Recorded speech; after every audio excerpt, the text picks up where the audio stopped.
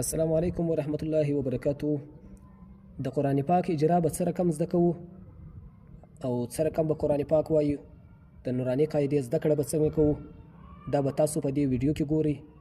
ویډیو به تر اخره پورې ګورئ او تر دوستانو پورې به شیروئ. الله تعالی دې ستاسو قدر وکړي. ډېره مننه، د ویډیو په انتظار سئ. اعوذ بالله من الشیطان الرجیم، بسم الله الرحمن الرحیم. تختی نمبر 1، تختی نمبر اوله، مفردات. مفردات معنی جلا جلا توری. ہدایات، مفردات کے نام جس طرح لکھے گئے ہیں وہی اول سے آخر تک یاد کرائے.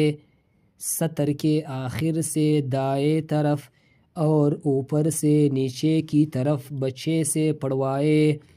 حروف کے نقطے نیچے ہے یا اوپر اور کتنے ہیں خوب یاد کرا دے. طریقہ تعلیم کا خوب خیال رکھے ورنہ بچے کی عمر اور آپ کی محنت ضائع جائے گی. پدی تختی نمبر 1 کی اهم خبرې دا دي چې مفردات نومان چې څه رقم لیکل سوي دي هغه به د اوله څخه تر اخره پورې یاد کوئ. څه رقم ګوره الف دی، بیا با، تا، ثا، جیم، دا به تر یا پوری تر دا ځای پورې به په یادوي. دا هغه بعد بله خبره دا بیان شوې ده، سطر کے آخر سے دائیں طرف اور اوپر سے نیچے کی طرف.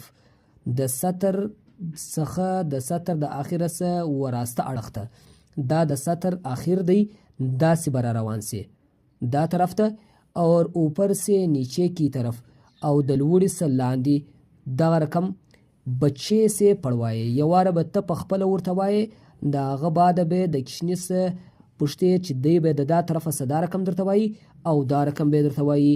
او بل څه ورته وایي، حروف کے نقطے نیچے ہے یا اوپر، د تورو د الفاظو ټکي چې دي هغه لاندې دي که لوړ دي، اور کتنے ہے او څو دي.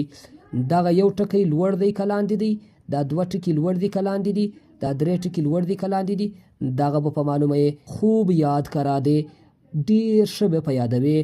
طریقه تعلیم کا خوب خیال رکھے، طریقه د تعلیم به ډیر خیال ساتې.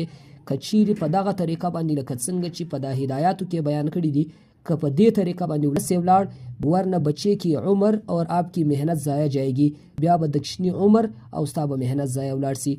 دغه طریقه د تعلیم دا اول سبق سو. پر دویم سبق به بیا انشاءالله الرحمن نور بحث کوو.